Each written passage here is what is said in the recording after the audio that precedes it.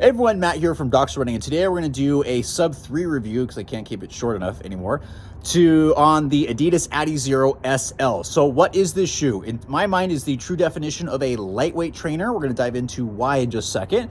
It is a great shoe that can handle daily training for some people, and it's certainly going to be able to handle workouts and be a faster shoe from other people. It's not a super shoe, so you're going to get a little break from some of that, but it has some elements that still make it a little bit faster.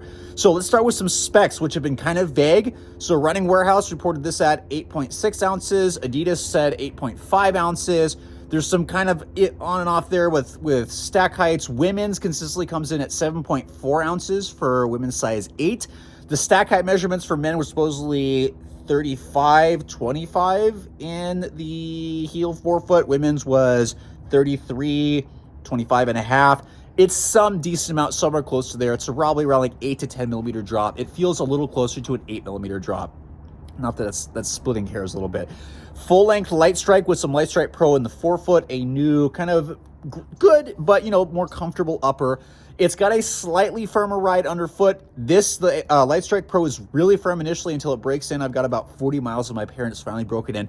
Definitely stiff. There are no rods, no plates, so unplated, non-super foam shoe, but still on the stiffer side, especially with the amount of stack, and I think the Light Strike Pro kind of adds a little bit of that stiffness there. Really good traction on the outsole. I've used this on trail and road. The grip is really good. Durability's been pretty good after 40 miles. Just a teeny bit of wear, but not bad. Pretty classic for a lightweight trainer. Going to get a decent amount of miles, but not the most number of miles out of there.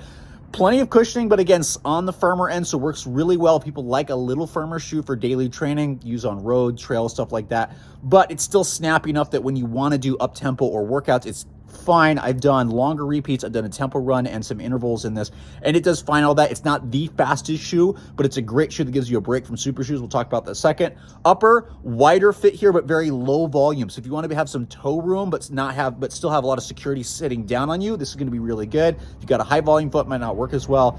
Flexible upper, non-gusseted tongue, so flexible heel counter, which didn't bother me at all. A little bit slight on the wider side, but lower volume is how I would describe this in some interesting colorways. What I wanted to save some time for is a shoe like this. It's not a super shoe, but definitely can be a faster shoe, and it's a great shoe to use when you need a break from super shoes. We've talked about this before, that training in super shoes all the time may not be the best thing because our bodies kind of adapt. They'll stiffen up for the softer shoes. There's some things that tend to put a little more stress in certain part of bodies. So having a variety of shoes is key, and this is a great option because it's still a plenty quick shoe, but it will give you a break from some of the super shoes to save them for some of those workouts. So if you want a shoe that you can use as a daily trainer and then alternate with some workouts that not as aggressive as some of those other super shoes, this is probably going to be a really good option for you.